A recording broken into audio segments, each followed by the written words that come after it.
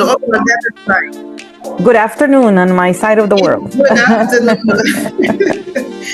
And to us, it's good evening. We thank you everyone for joining us. And for us, it's a great pleasure to have our doctor on the other side. As women moving forward, just uplifting and empowering other women. So thank you very much. So please welcome to our free webinar. And thank you all for joining us today. I am Ermelinda Blino. I am one of the admin for ANELTA Women in Angola. And today we are thrilled to talk about the very interesting and very important topic, which is women in technology, roles and contributions. So I would like to start with a very interesting question. If you would like to answer, it's okay, use our chat box there. If you have any addition, any suggestion or any question, any doubt, please leave it on our chat box and we'll be able and very happy to interact with you and answer all your questions. So did you know that the first computer programmer was a woman? This is about technology, right? Women and technology. So yeah, if you didn't know about that, just know that the first computer programmer was a woman. And this question, I will leave it there. Maybe you can share with us her name. Maybe at least just the name of that first computer programmer woman. Just leave it there on our chat box. So technology has become a driving force in every aspect of our lives. That's starting from communication and education to healthcare. Yet, even though women have been part of this journey since the beginning, from the first computer programmer woman, I won't mention the name because I want you guys to leave her name on the chat box. So the first computer programmer leading today's tech companies, their contributions are often overlooked and their representation in the field remains limited.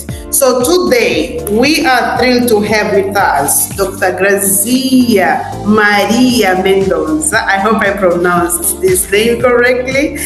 As a researcher from WIDA, it's WIDA, and it stands for World Class Instructional Design and Assessment. Am I right? I think that's it. So Dr. Mendoza facilitates research processes and the design of resources for professional development through innovation, contextualization during implementation and promotion of complex, consistent and quality research.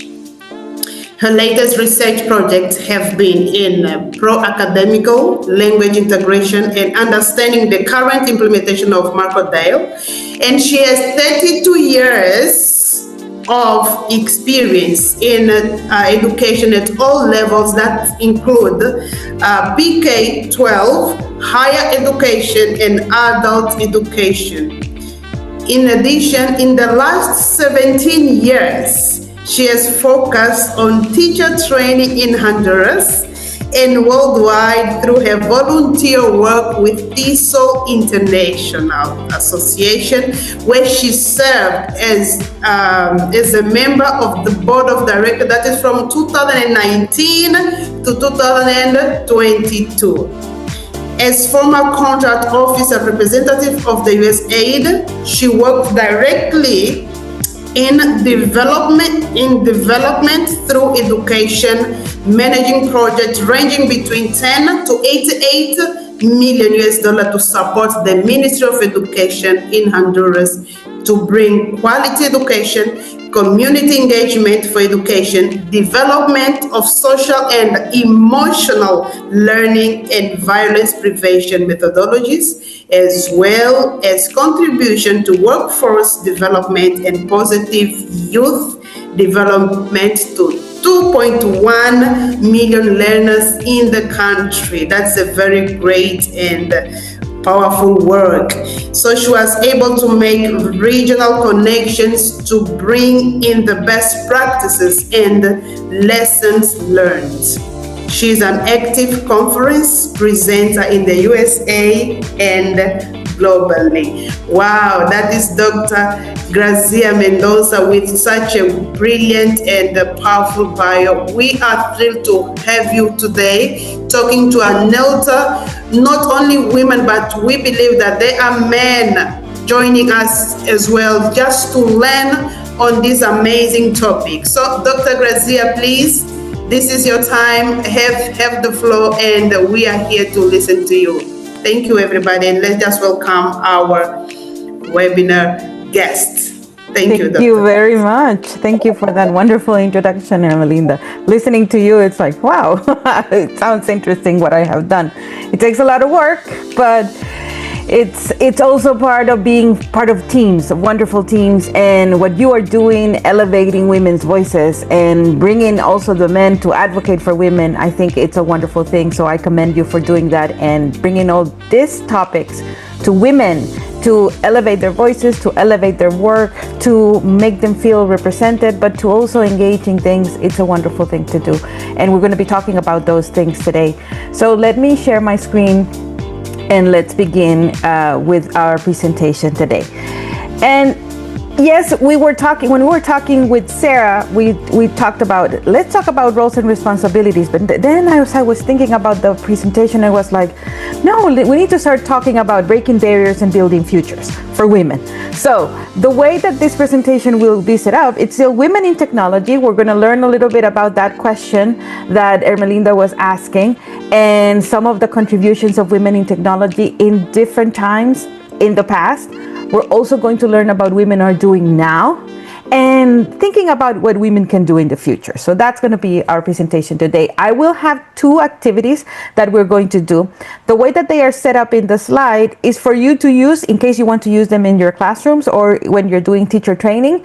But we're going to do a modification from the way that they are in the slide just for the purpose of the online webinar. So just so you know that when you see it, the instructions are going to be different from what I give, but I wanted to have you to have those instructions in case you want to use them in the future, because whenever we go to webinars, we want to use things from those webinars in the future. So thank you once more, ANELTA, for the invitation. So pioneering women of computing, Ermelinda started us by saying that. And there are many women that have somehow, in some way, contributed to computers and contributed to the work since the 1800s. So you're talking about women who were programming, were writing algorithm, were compiling information in those huge computers that we saw. We have women during World War II doing work. And these are women that have been doing that were doing pioneer work during that time, because it was something that at that point in time was not something that people would hear of, and they had to fight and go through different challenges, and they had to challenge the system, go against the system, be persistent, be consistent. And these women, Ada Lovelace, Grace Hopper, Kathleen McNulty, Jen Jennings, and it's important that we know their names because these are women that have trailblazed and opened the paths for us modern women.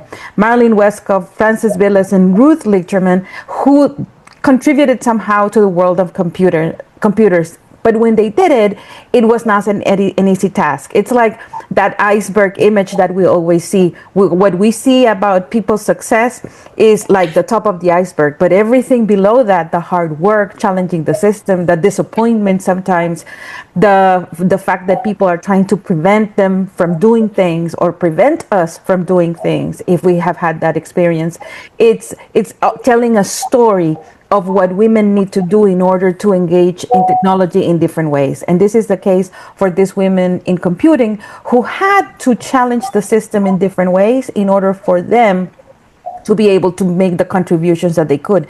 And sometimes we are learning about these contributions until recently because historians start to uncover that sometimes this was not talked about during their times, but it's talked about now, and we are finding out sometimes about these stories until now. So it is important that we talk about them, that we disseminate them, and that we share about these experiences and this work that these women did early on, and that they were thinking about early on in challenging those systems. Now, women have also connected technology with education. We have had women that have been technological pioneers in educations, like the women who did the Hole in the Wall project, where they were organizing children to organize themselves in the use of computers, creating programming language for children so that the children could start learning early on. Because as adults, if we learn something and we share it with others, that's great. But our focus always, and as educators, our focus is our learners. And then we have other women that have developed programming language from scratch at MIT and other technological universities. And the important and key takeaway here is that women have been instrumental in making technology accessible for learners at all levels and at all ages. This has been something that as women we have had that mission, and it's important that we highlight that and that we also elevate that, because we believe in the importance of exposing our learners early on to technology. And sometimes in the countries where we are, if I can tell you about my country in Honduras, only 37% of our learners have access to the internet, which means that's a 37% out of 2.1 million learners is not a high number. And that means that a lot of children can be left behind in terms of being exposed to technology if we don't do something about it. Part of the work that I was doing with USAID in Honduras had to do with that. How do we bring technology? How do we expose them to different things, computers, to different digital spaces, to different approaches to learning, be it with low bandwidth tools like WhatsApp or Telegram, or with platforms and LMSs like Canvas, Moodle, Edmodo, or other learning management systems. But the idea was, in different ways and in different contexts and in different communities, based on the different contexts. Sometimes we have communities in Honduras that don't have access to electricity, so they can have access to the internet, right? But what do? We bring things where they can use without electricity and with a battery and without the internet, and then they can move to a space where they can upload information. So the possibilities to overcome the challenges are there. We just need to be creative about those things. And these women that have trailblazed in technology and integrating technology with education have thought about that. We want to make technology accessible for the learners in every way that we can, no matter the context where they are in.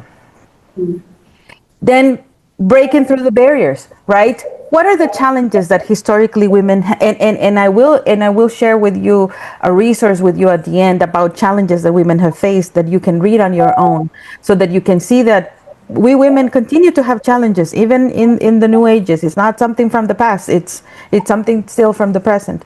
And the historical challenges that we have faced in terms of technology are the limited access to educational opportunities. If you watch the movie of these trailblazing women in the NASA, you might remember that one of the stories of the characters in the movie was that she couldn't have access to the education that she needed for her role. She wanted to be a physicist, but she couldn't. And she had to fight in order to get that. We shouldn't be fighting for education for women. It should be something that it is available, right? But we still have those limited educational opportunities for women in some contexts. Sometimes we are discriminated in the workplace because we know many things and we are tech savvy, and people see that. And sometimes we're not only discriminated by men, we're also discriminated by our own women. And it's because we know a lot, we have all these initiatives, we have all these ideas. How do we work to challenge discrimination in the workplace?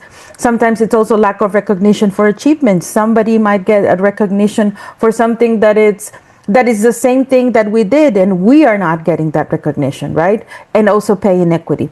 Now, I'm not going to say, and I'm not going to be harsh in saying that we have not had progress. We have had progress, but we need to also recognize that we still have work to do. And again, I'm going to say, this effort of elevating topics, elevating women's voices, bringing to the center women in the different spaces, that's a great way to advocate for these challenges that we are facing. So what you are doing is really important, and it's important that it is highlighted and that it is brought to the stage so that people know the efforts that you're doing for your country and for your context. And also understanding that sometimes we have challenges, we have barriers, but we are resilient, right? We say, okay, we have that challenge, we recognize it. How am I going to solve this? What am I going to do in order to move beyond the challenge and overcome it? But understanding what happened in the past helps us come up with new solutions and also not make the same mistakes, right? Because when we see examples of others, there are lessons learned, there are best practices, and it helps us. And we need to recognize that these women have been persistent enough to create a pathway for us to make things easier, a little bit easier for us to overcome those challenges, and gives us the tools and the ways in which to break those barriers. So that's very important. In ELT and in language teaching, we are revolutionizing that as well. And there has been work that we have been doing in creating interactive language learning platforms. Also, with using AI for pronunciation or for developing all the language domains, to use virtual reality for immersive language experiences and mobile applications. Now, some of the things that we need to remember always when we are using these tools, there are two things that I think are key when we are thinking about these tools for developing language and for teaching. In our case, English, but it can be any language that you are teaching. If you are teaching other languages, it's in language development. We need to be careful about the ethics in the use of the tools, especially with AI and virtual reality, also some mobile applications, but the ethics of how do we use the tools. Not only the ethics of not committing plagiarism or cheating or those kinds of things, but also in terms of the level of the learners, right? The age at which they're going to use certain tools because of their privacy, because of protecting their security, because we want to make sure that they are using a tool that it's going to be positive in their learning and not create any negative situations. We also want to consider the biases that the tools have. So tools are great. If we have used ChatGPT or Copilot or Gemini or all those tools that are out there, they're great, but they have biases. And I was delivering a workshop in Colombia, and we were doing different activities, and we divided ourselves into different groups. And in the groups, each group had the same activity, but the groups were doing different tasks. One were creating images, others were creating texts, others were creating phrases, others were creating charts. So but within the group, they all had the same task, but they were using their own device. So each of them was in their own computer. And they input into the AI tool the same prompt. And we discovered different things. The AI tool would give different information to the different people. That's one thing. We also discovered that you had to use certain standard language in order for the AI tool to produce what you wanted. If you use language that was very contextual to the country, like for example, one of the groups wanted to get an image of a capybara. And a capybara is that little very fun animal that it's similar to guinea pigs, but it's bigger. And I forgot right now the name that they have for it in Colombia, but they have a particular name that is particular to their context. When they input into the AI tool the name that they use in Colombia, the AI tool was confused. And the AI tool created a gangster rat. And they were like, oh my God. So we discovered in that workshop the bias of the tool in terms of contextual language. And then we started explaining to the tool, so this animal is this, and this. In Colombia, we call it this, and then normally the standard name is capybara, the name that is known for most of the people, and then the tool created what we wanted. But this gives us an understanding that the tools are not perfect, that the tools need us people to actually make sure we are making those changes. And women, if you don't know this, women have been working in preventing biases from AI tools. And there's work that women have been doing in this area. And I will share with you in a moment some names of some people that have been doing that, because they have been teaching the tool the ways to prevent the biases. And I myself delivered a session last year on the ethical and practical considerations of integrating AI into education. And I was working with the teachers and the educators in how do we make sure that there are no biases. And I attended also a session, an amazing session on this. So I am taking my time on this aspect because it's very important, and it's something that we need to keep in mind. The ethics of integrating AI and virtual reality and all these innovative technological tools when we're teaching, and the biases. They are present. We have to recognize them and we have to discuss them. And while we are at the forefront of integrating tools into our teaching practices, we need to be responsible on how we do that, and we need to advocate so that other people do it responsibly too.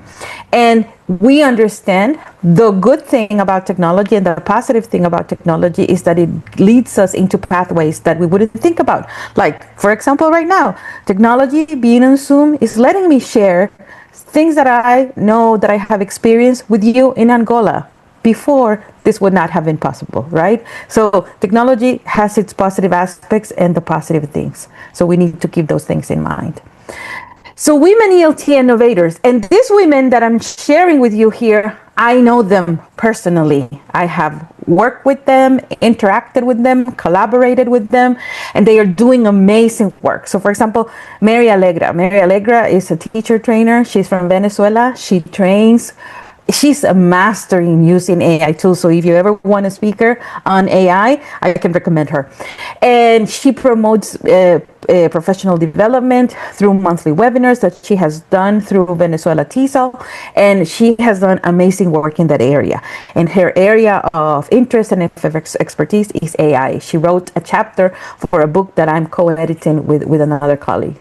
Then I have Evelyn Izquierdo. She's also from Venezuela. And she was part of a group called Webheads in Action. And this is a group that has been around for like 10 or 20 years. And then they have been doing and advocating for technology and integrating technology into language education. So she does a great work.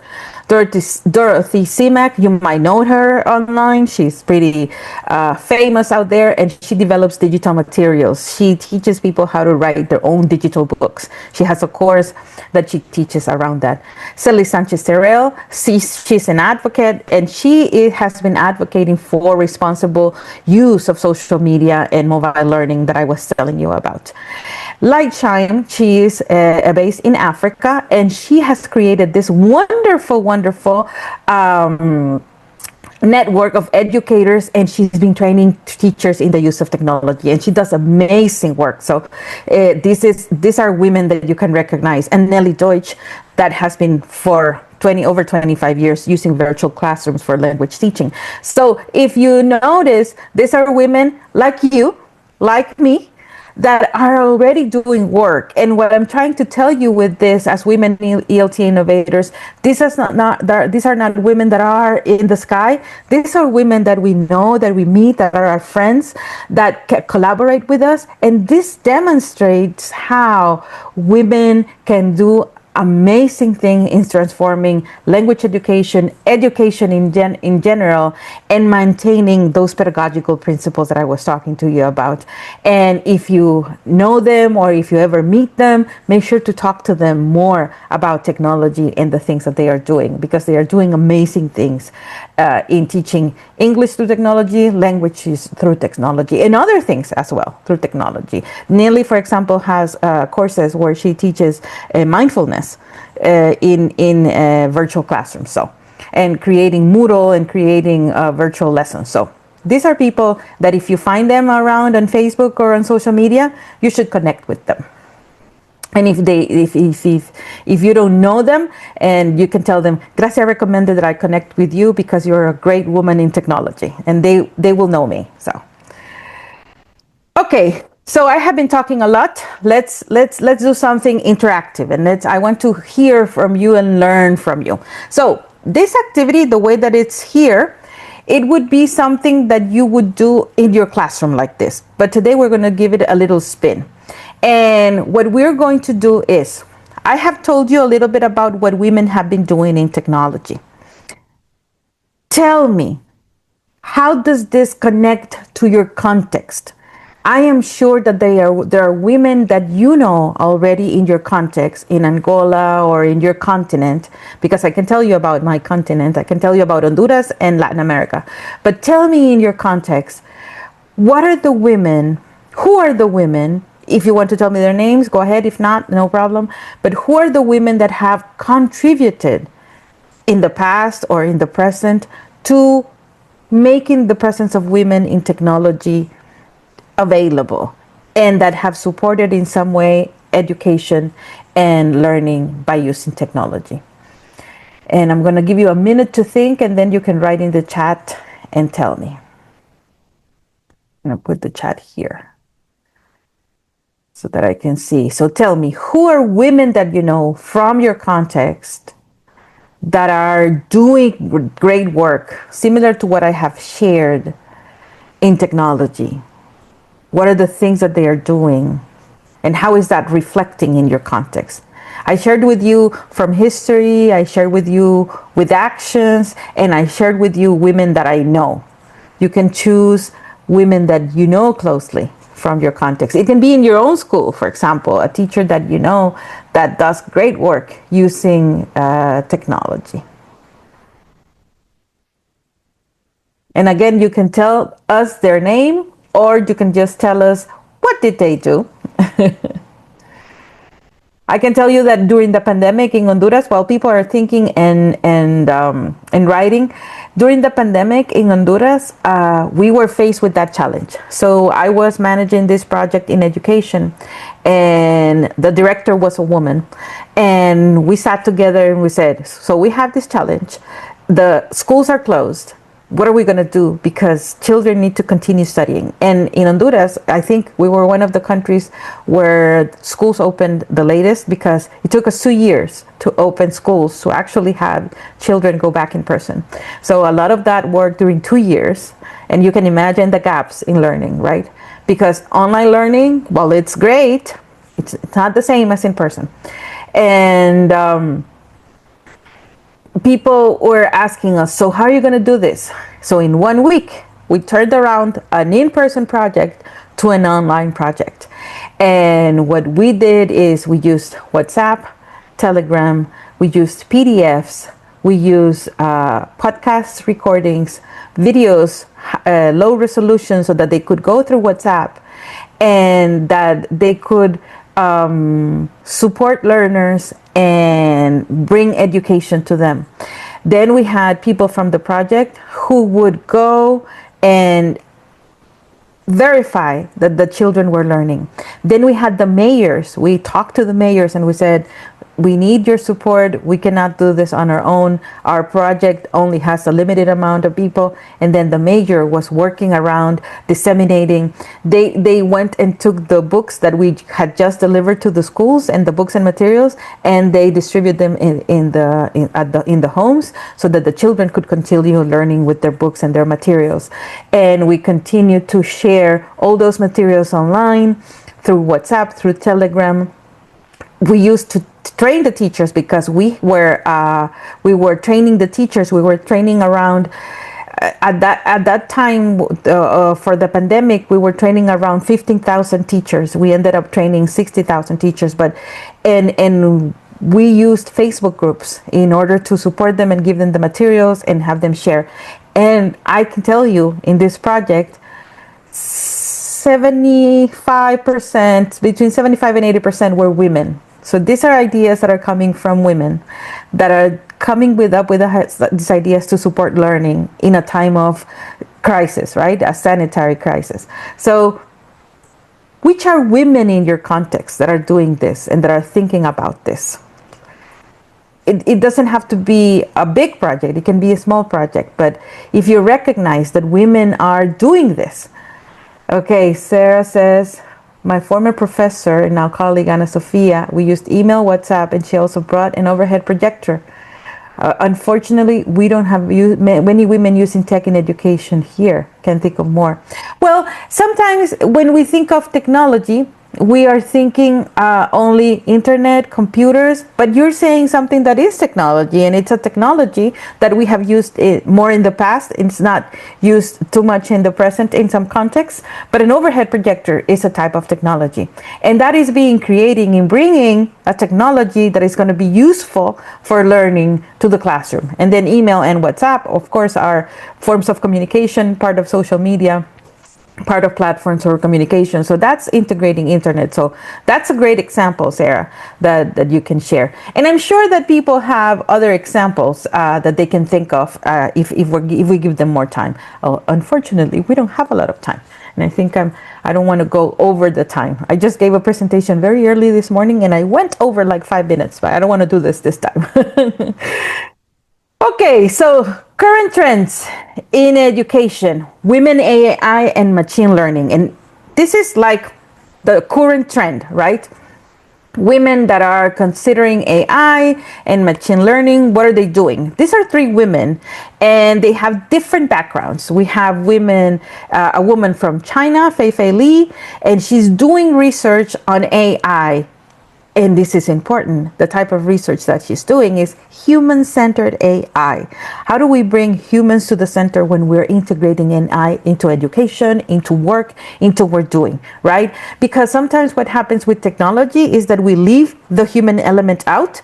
This is important. And this is something that women always think about. We always think about the social emotional learning, the human aspect of introducing things and exposing our learners to. So she's doing this work on human-centered AI. Then Joy Bulamwini, she is doing algorithm justice league to address bias, and we were talking about this before. How do you address bias in AI?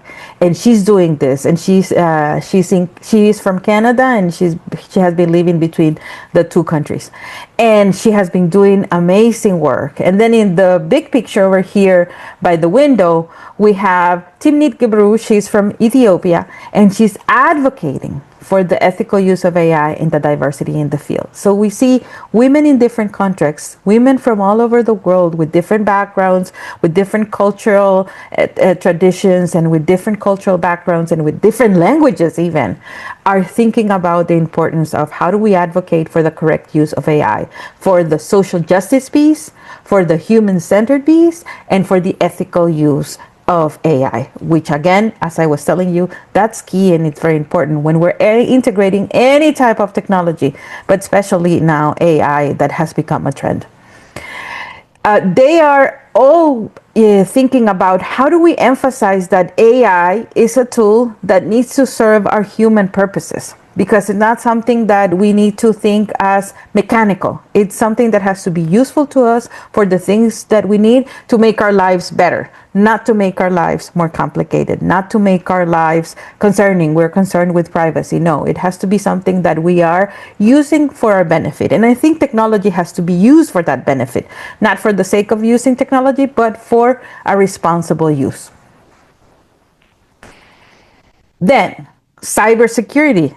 We were talking about privacy concerns. This is really important because we have women that are pioneering also in cybersecurity. How do we protect our children, especially younger ones? How do we protect our teenagers? We hear the news.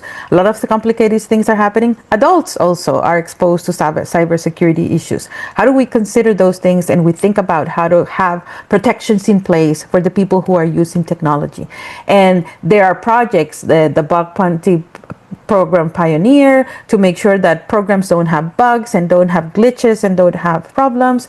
We have women that are working as security chiefs in Apple and Mozilla, and we have a security princess in Google that works on leading Chrome security, because these are Apple, Mozilla, Firefox, Chrome. These are things that we use constantly, browsers to share information.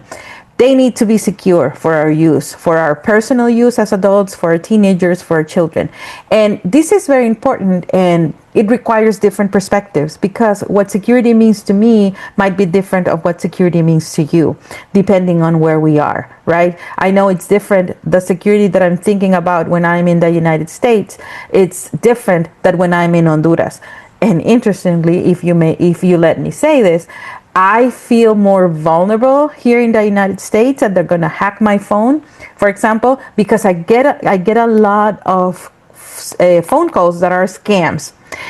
And this doesn't happen usually in Honduras.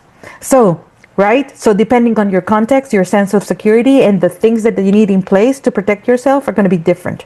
And women in this field are working to make sure that this is accessible to everybody, not only the people who are the technical experts and that work in big corporations, but that this is available to all. Again, women are thinking about how do we make sure our children, our teenagers, our women, our adults are safe out there, out of the spaces where there's not all the technology to have those protections in place. Everybody needs to have privacy and to have security in their lives. Women in education technology. We have girls who are coding. We have a group called the STEMettes. So if you go into Google, you can learn more about that. Goldie Blocks are engineering toys for girls to bring more women into STEM. Black girls that code. And I wanted to tell you about this experience about the Electronic Village. The Electronic Village Online has been around for 25 years.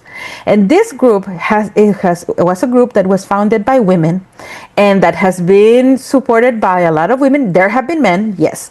But most of the time, the majority of the women supporting this project is the majority of the people supporting this project are women, and they are doing a lot of work in bringing technology and bringing free professional development for educators. So if you're interested in some of the free PD that they offer, the call for participation is out in December. Follow them on social media. And Sarah was saying, we need more training here on how to use technology in the classroom. You can get access to using more technology in the classrooms. The sessions that we are preparing with the moderators this year have a lot of integration of AI, apps and tools for language learning and different things, universal design for learning, how do you become a leader within the use of technology and all those things. So make sure to be on the lookout for the call for participation, because there will be great sessions that you can attend. They are free.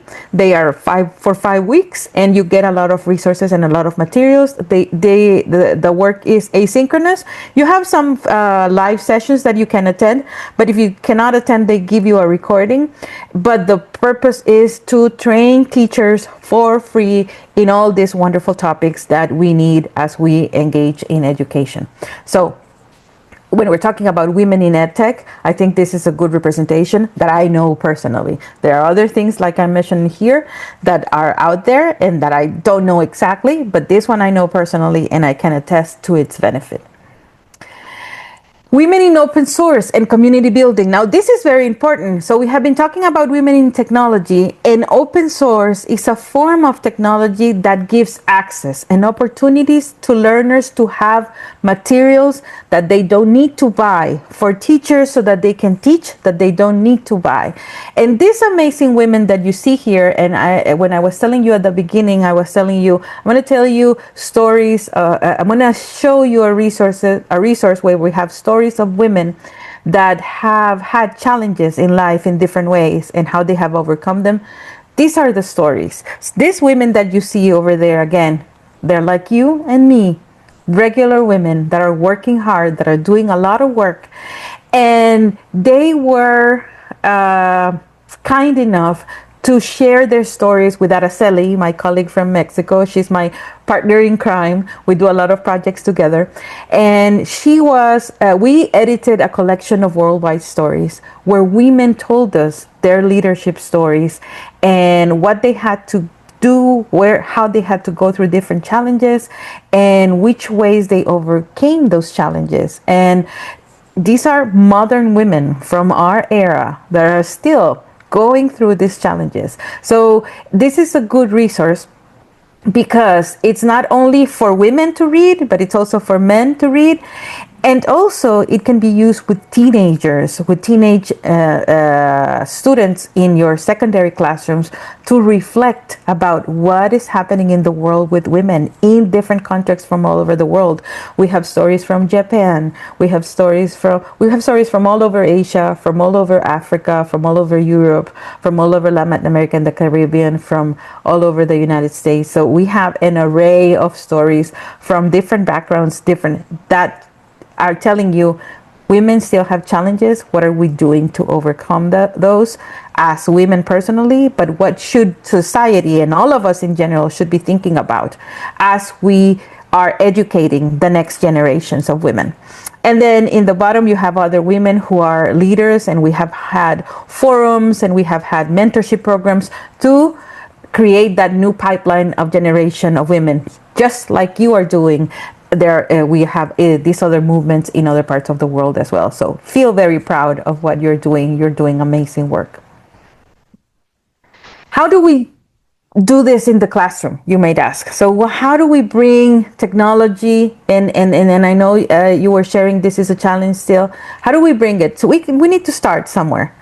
And the way that we do it is like through this session. We talk about women that are doing amazing things in technology and recognize what they are doing, and then maybe bring those examples into the classroom. So we showcase the women who are in technology when teaching different topics. If we're talking about computers, we bring all the women that have contributed to computers. If we're using AI, we talk about the women that are doing work in AI that I shared with you. So use diverse examples of people who are doing work and assign research projects where your learners are going to be doing research. And I assure you it's going to be a learning experience for you, because you're going to be learning from what they find out, and you're going to be learning from what you find out as well.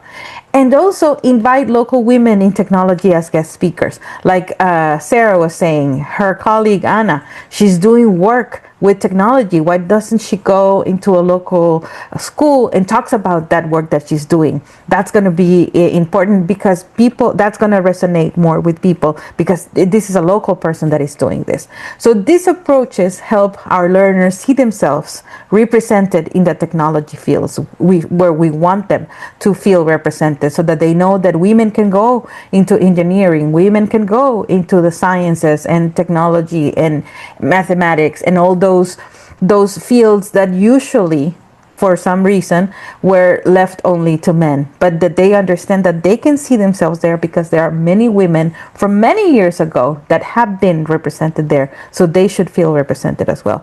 And then research tells us that when we see diverse role models in those spaces, that resonates more with learners, and it builds that career interest into, oh, I want to be an engineer.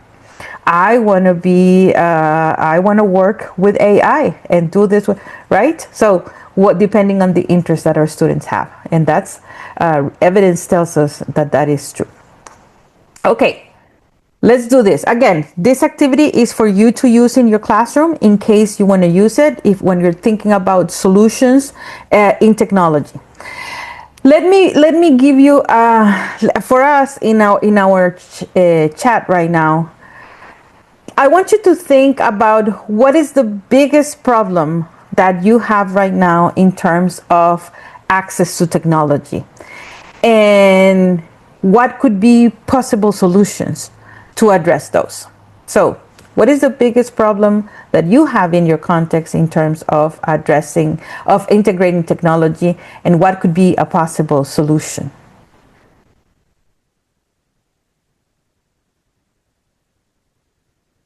I'm glad, Irene, that you attended it. Yes, they are really good. They are very informative and transformative. And Sarah says, I also receive a lot of scam calls when I am in Portugal. Yeah, I know. Sometimes less is better, definitely.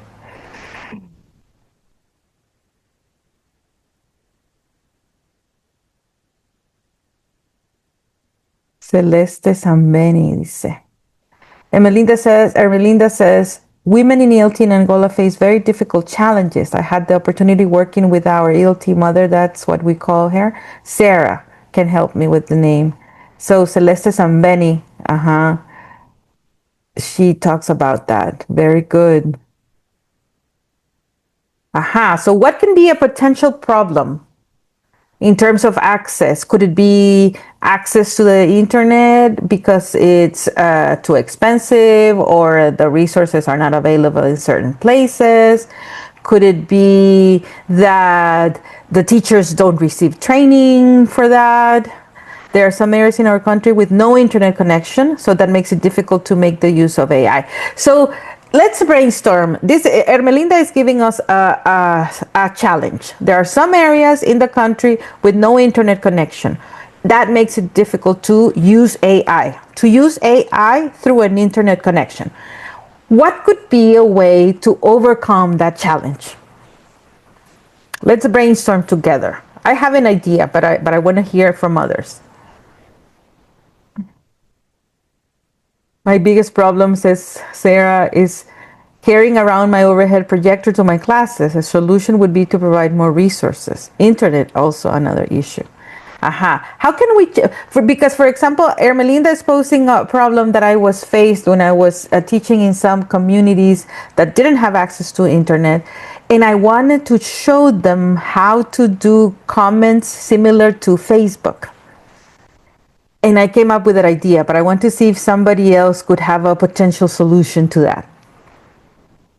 What could be an idea to that? Because I did it with Facebook, and it can be done also with AI. Of course, the context is going to change a little bit, but it can lead to creativity, innovation, reflection. But it also exposes, download the materials before class. That could be a solution. But it also exposes, when we do things differently from what the internet can provide us, it allows us to be creative and it allows us to think outside the box, right? Because the easiest things if we have it, if we have internet, we just plug the computer, connect to the internet, use the AI or use the Facebook posts, right? Because we have it. We don't have it, then the teacher becomes creative, and then the students need to be also creative, and this is going to boost their critical thinking. But also, when they are exposed to the real Facebook or to the real AI, they're not going to have difficulties because they're going to transfer the skills. And this is what I did. So I wanted my students to have exposure to what social media was, and they didn't have access to the internet, so they didn't have access at that time. And this was like 15, 20 years ago. And they didn't have access, but I wanted to expose them to Facebook and what social media was. So what I did is I used wallpaper, that huge wallpaper, I posted to the walls, and I started creating posts in writing. And then I had them respond to the posts, and they would respond to each other. So I created a Facebook thread without the internet, and we started talking about, so how would this look different if it were a computer, and how would this, and we had that conversation.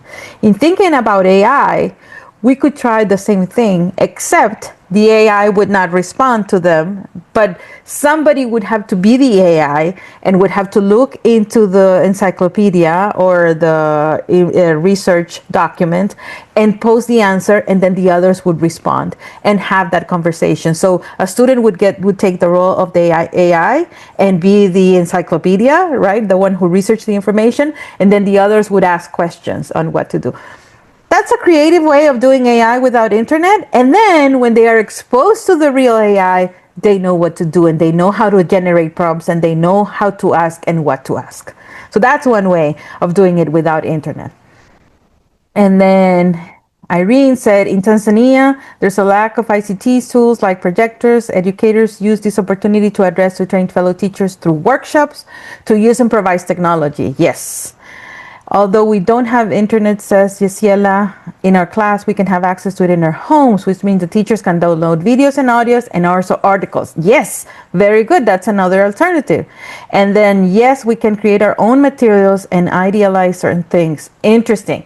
Yes, so you see, so teachers, we are very creative and we come up with solutions all the time. So where there's a will, there's a way, my mother used to say. So okay, let's move on to the next part. So, thinking about Angola, I found when I was researching about this, I found that there is a Women in Tech chapter in Angola. You're going to have to look for that on the internet and try to get involved because they have a part where there was so in Angola they have this chapter, and I know they have it in different parts of the world because I saw Women in Tech Russia, Women in Tech Japan. This past year in April, they had a summit in Japan, in Osaka, and they were talking about how to bring more women into technology, how to have women drive technology. So this is a great thing that you have locally that you can access and that you can connect with. And I know there are projects that have been happening. And this is a recent post from promoting equal access to quality STEM education for women and girls in Angola. And these are projects similar to what USAID was doing. Unfortunately, we don't have USAID anymore. But there are things that are being done in STEM in Angola. Search the internet and find about this and learn about what they're doing and how you can connect your teachers and your students. So that could be something that the Women's SIG from ANELTA can do, make those connections with educators to these two chapters that are local and that maybe can help you have local experts come to the classrooms, local experts come to your webinars, to your conference to share more about women in technology. That could be a good way to do that. So we should all be engaged in supporting women in technology in any way we can. These are some organizations that are doing it. Professional development, these are conferences that are happening. Sometimes they have grants. So if you want to look at what they are doing, you need to look for them on the internet and find out more about them. The call to action here is that we need to encourage more women, just like you're doing, to be more engaged in technology. And it doesn't have to be huge things in technology. It can be small steps. It can be small things. It can be tools like using YouTube videos. It can be tools. And I know Irene and her team have been doing a lot of things in terms of videos.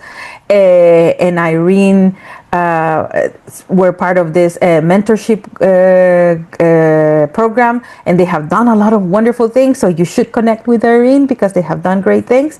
And these are your local people and your local experts that you should be talking about and bringing to these conferences to talk more about what they have been doing in technology. So connect, write an email. Connections that where you don't communicate never happen. So in order for them to happen, so I didn't know Sarah before this. Sarah reached out to me on Facebook and said, would you like to do this? I said, yes. So the possibilities that you get a no are 50-50. The possibilities that you get a yes are 50-50. So communication that doesn't happen, if you don't reach out, it doesn't happen. So be sure to reach out and find out more about opportunities. Now, this is our two resources that I wanted to share with you. And the reason that I want to share them is that these are the Empowered Women in ELT stories. Now, this is the site where you can download. This is open access. It has wonderful stories from amazing women from all over the world, where you can read more about challenges and how they overcome those. Be on the lookout in this site for the new books, because we're going to have a new book that is going to be about women in research, and we're going to have a special issue on women in technology, where you're going to learn more about what women around the world are doing in technology currently in terms of evidence-based approaches and in terms of research, what they're doing. And this other resource that is on the right is the Teaching in English in Global Context, has around 10 chapters related to the use of technology and how to integrate technology into language and learning for your learners. So this is also open access. You can download the whole book, or you can download only specific chapters that you're interested in. It has 55 chapters, and 10 are about technology, but there are also other topics that would be interesting for women and for educators in your context. So be sure to connect and have those. And I want to end the talk with this video about why it is crucial to empower women in technology, to leave you inspired. And you inspired me to prepare this talk. I have been always inspired by technology. Technology has been part of the work that I do for the last 25 years. When I first learned about the electronic village at TESOL, and then the electronic village online. And I can tell you that it really improved the level of engagement, the motivation of my learners, and the way that I did things. And it opened my eyes to other things beyond traditional language education. So that was my inspiration. But I wanted to share this inspiration from this particular TED Talk. It's 11 minutes, so we're not going to play it all, but we're just going to play a piece. And on your own, you can look at it and watch the whole thing. But I wanted to make sure that I left it here for you. Why is it crucial to empower women in tech? By Ayumi Aoki. And TED Talks are wonderful. There are also many TED Talks on technology, so be sure to take a peek at those. And I'm going to move it here. In fact, the numbers, they speak for themselves. Only 17% of the workforce there we go. was that, in fact, women were very, very little represented in the tech industry. In fact, the numbers, they speak for themselves. Only 17% of the workforce in the tech industry are women. 17%. 5% in leadership positions. That means 95% of leadership positions in the tech industry today are by men. So I said, wow. It threw me back a few years back, in the row, and said, how can this be? But that's not the worst. The worst is that every year, this gender gap was getting larger and larger. So in 2010, the numbers were better than in 2015. I said, come on. We cannot go back in history. So from that day on, I decided, okay, I'm going to commit myself. I'm going to fight to find equality in the tech industry. Because it's really, really important.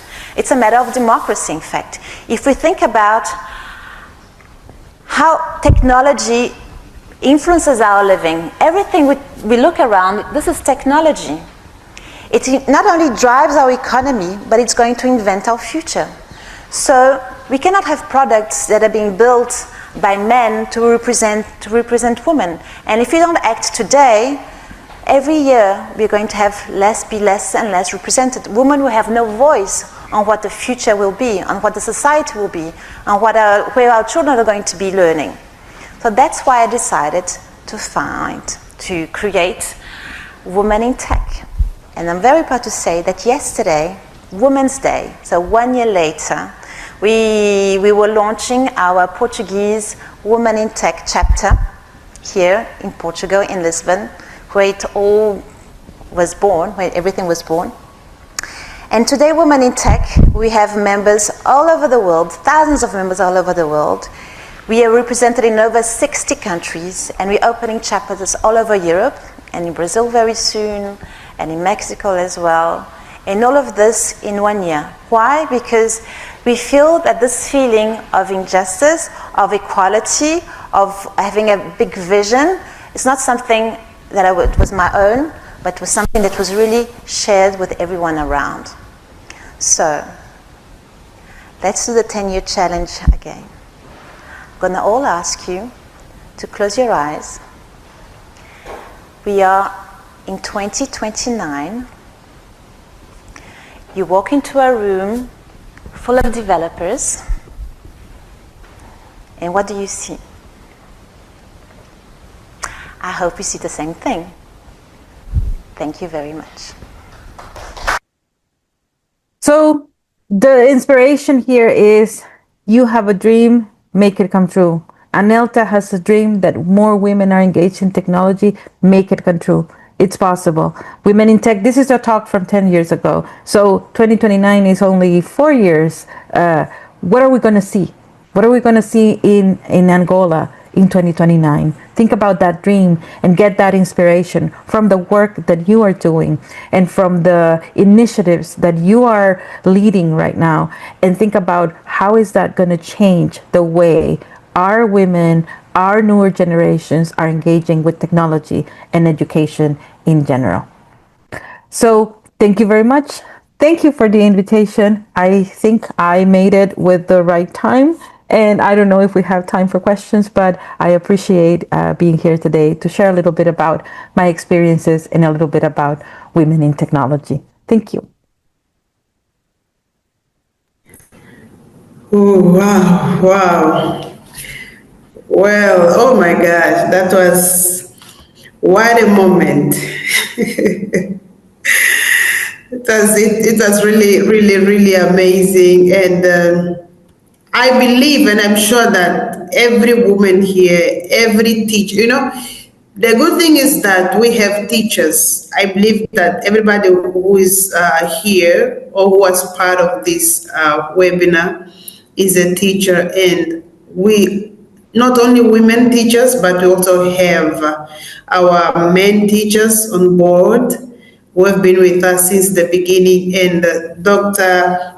Mendoza really spoke well about women in technology, the roles and the contribution that have been done or it's still being done in the way that we are able to continue, right, with the legacy that was left behind. Because here we could see that we saw some women who are really, really doing their part, contributing to the use of technologies. We saw the history of the first women who were the pioneers in the use of technology. We saw the first computer programmer, that is Ada Lovelace, right from the 800s, and many others came. So I don't know if we have questions here. Please just leave them on the chat box.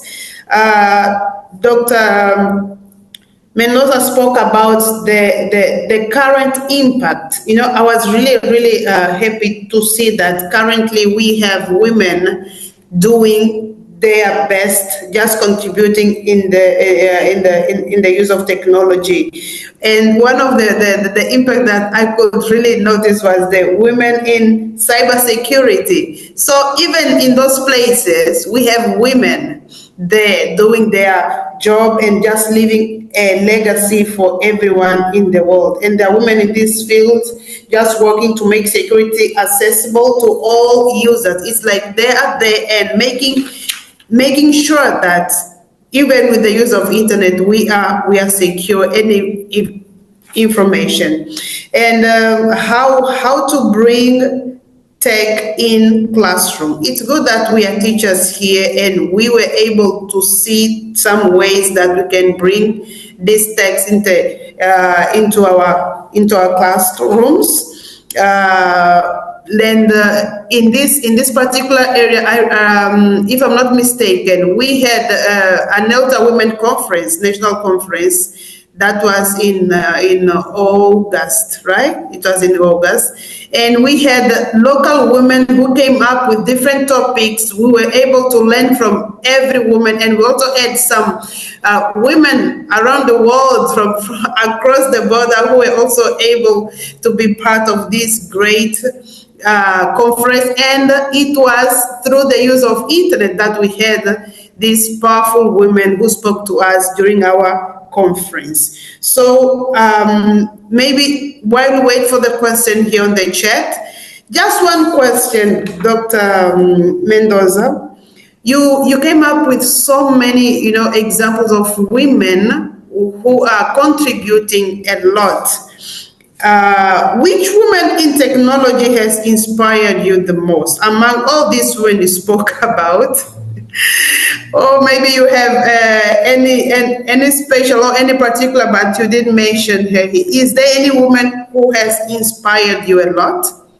I think I have many women that have inspired me a lot in different ways and for different things.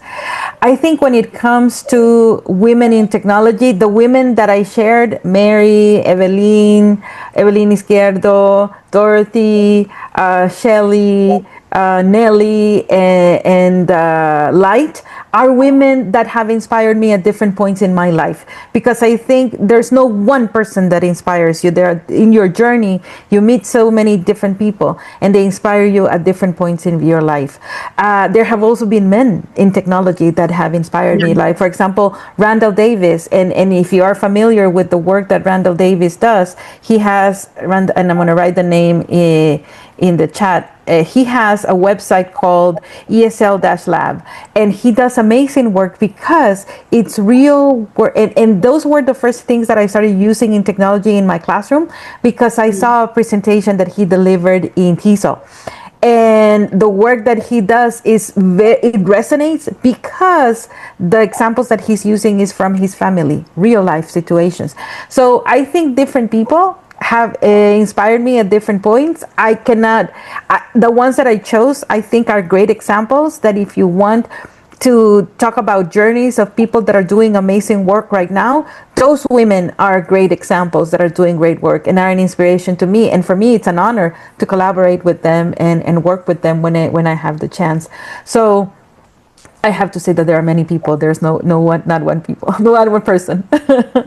Okay, that's amazing. And one last question from me: how can men and women work together to close the gender gap in technology? We have seen that there is a great gender gap now between men and women when it comes to technology. Now, Doctor, would you please share with us how can men and women work together in order to close this gender gap in tech?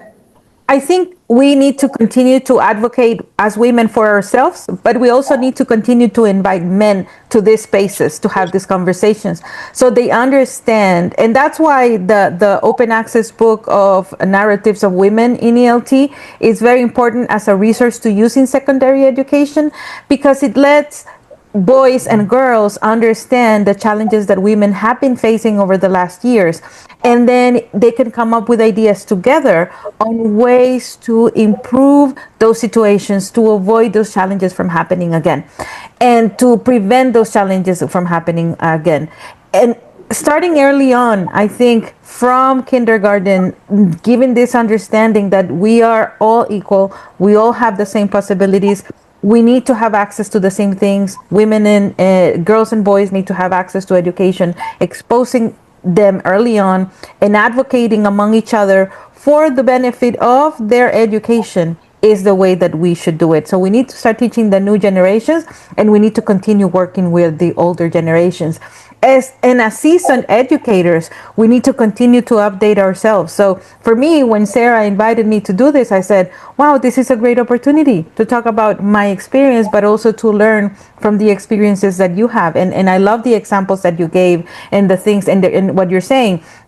Somebody was mentioning in the chat, there are challenges in public schools and there is only so much we can do. And I hear you, because those same challenges we face in Honduras, we face in Latin America, and there's only so much that teachers can do. Teachers are overwhelmed, not only because they don't have access to resources, but by the context in which you're working. The families in Honduras, I can give you examples of our educators who are in situations where there are gangs in opposing neighborhoods, and sometimes the children cannot go to school because they live in this neighborhood and the opposing gang is in the neighborhood where the school is, and they cannot cross neighborhoods. What do we do in those cases? And that overwhelms educators. So we need to find organizations, we need to find people who can advocate and who can support us. We cannot give up. And I think that's the key, not give up, so that we can continue to close those gaps and have these conversations. I think that you have created an important space where you are talking about this, and the people who have attended today are going to go and share and disseminate all the information from all the topics that you have been learning over the months. And start planting those seeds. So that's what we can do right now, and we're going to come up with other ideas to do in the future. I think Africa in general, through Africa ELTA and the work that they have been doing, has been doing amazing work, and we need to continue to disseminate that out into the world and talk to people about these wonderful initiatives. And so thank you for inviting me, because I'm now going to be sharing more about the work that you're doing, because now I am aware of it. So That's good. That's good. Thank you. Thank you very much. I don't know if we have questions here. I didn't see any question on the chat. But anyway, if there's somebody with a question, just raise your hand, please. Maybe just two questions before we close.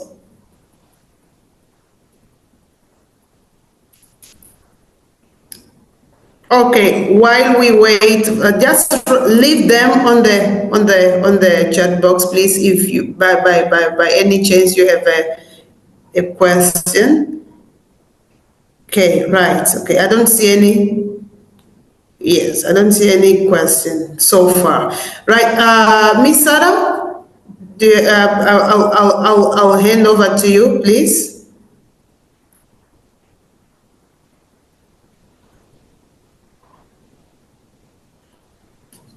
Queen Sarah, are you there?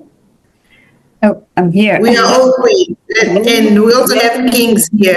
No, Yeah, we I also have have. only Oh, wait, only there's one someone person. asking. I don't know. Starting. yeah, Sara Victorino, she asked, looking at the There's- historical there's, challenges. Oh, there's a question there. Okay, yeah, we can answer. Which one did I face as a woman? My challenges have been, I can tell you that within the context that I was in Honduras, in Honduras, only 1% of the learners who go into first grade graduate high school and graduate from the university. 1%. I am part of that 1% because I was able to have access to graduating from high school, going to a bilingual school, going to the university, graduating from the university, getting my degree. That was my privilege within a very challenging contest. I think the challenges that I have faced and that impact me the most, it's not that I have not had challenges in my life, but the challenges that impact me the most are my lack of financial resources to help other people do the same. Like I want to have a lot of money to help a lot of people. And because I think that everybody should have access to opportunities. The first time that I went to TESOL was in 2007. And when I went to TESOL International for the first time, it was like, wow, this is, because I had gone to the small chapter conferences in Honduras, but when I went to TESOL International, it was like, wow. And I understood that not all the teachers in my country could do that. But I wanted to make sure that they had access to that. So what I did is 7 years later, I organized just like you have your ANELTA, we organized our HELTA, Honduras English Language Teacher Associations, so that every teacher in our country, every English teacher could have access to that. So I think my challenge is not having enough financial resources, and that's still my challenge.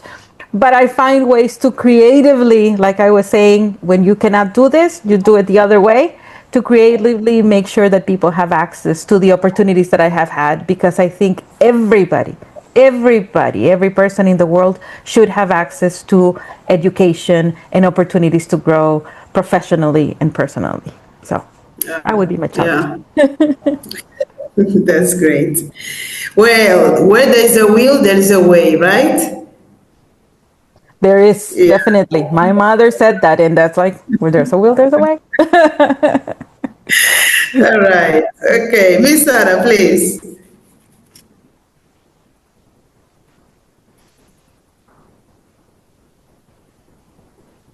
was trying to reach my mic.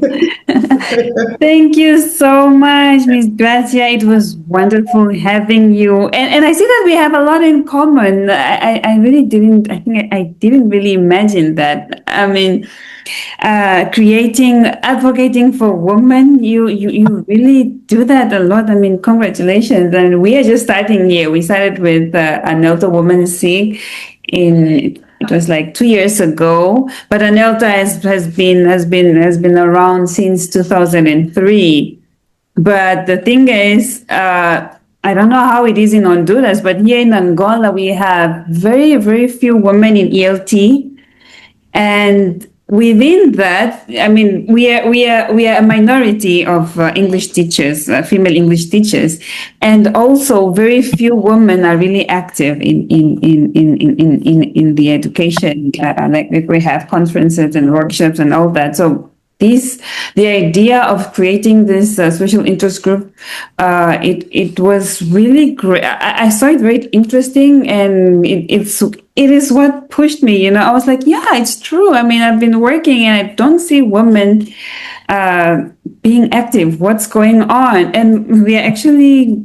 I actually have a project on this. I hope I can finish it next year, to really understand, the reasons behind this. And as you could see in the comments, especially in public schools, the resources are they're very limited, and I think it's almost everywhere.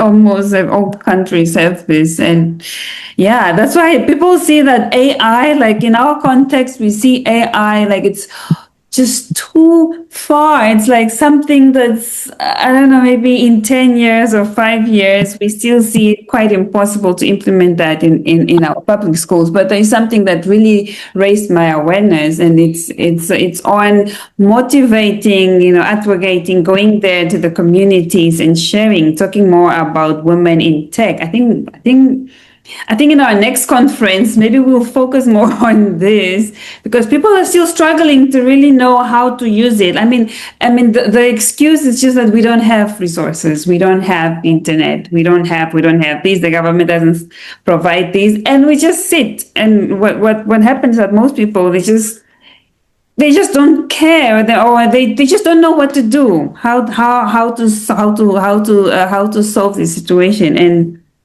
really, we really need to work more. We need to work more. And when you talked about having financial means to help women, I mean, it just reminded me.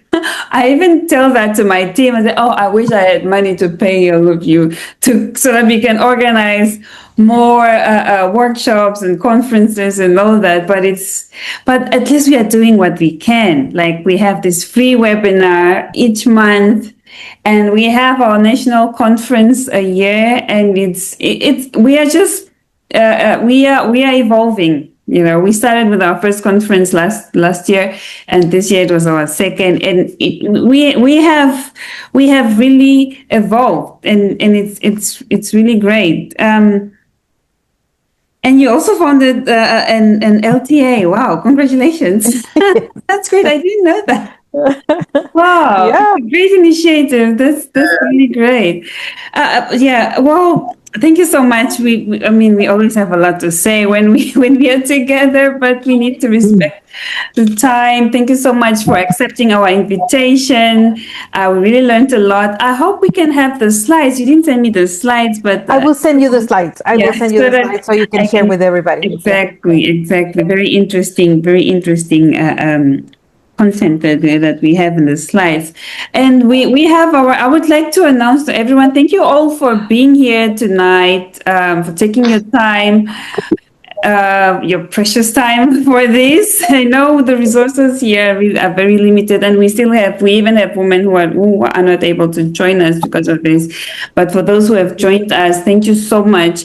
We are going to have our next webinar. I think it will be in the form of a workshop. This time it will be with Sahar Ali from Egypt. She was with us during our conference. The conference. Yeah, and she really wanted, when we meet, and then, the idea of, okay, invite me more. I really liked it.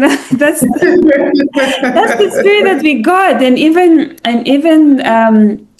Ruth as well. We will be having her next year. I mean, we can't have too many webinars in 1 month because of the limited resources and time constraints. I mean, women, especially us here in Africa, we have so many responsibilities, so it will be too much. I mean, once a month at least, we found it suitable and better for us. So Sahar, we're talking about still in the tech subject. You will be looking at AI and sketch engine for language learning. Very interesting.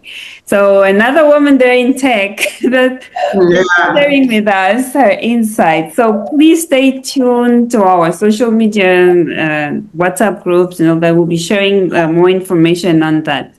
Thank you so much, Mr. Melinda. You can Yeah, wow, it's good. I think every webinar, it's good that we have different women, from across, just sharing with us their experiences. Today, we had worked with many women from abroad, just accepting our invitation, not looking like, from Angola, but they are really there to give us that input that we need, that strength and that motivation that most of us women need. And today we thank you, Dr. Grazzia. So please, let's follow her. She's also on Facebook. I've just requested for a friend request, and luckily she has accepted. And we thank you, and we hope to have you more in other opportunities. Who knows? Maybe in our third national conference, you can be one of our guests. Right, okay. Otherwise, I think for me, it's all, Doctor. Thank you for your time. Thank you for your dedication. And thank you for sharing with us your experience.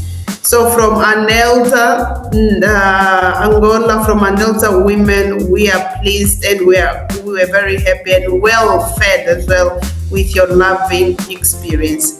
Thank you very much.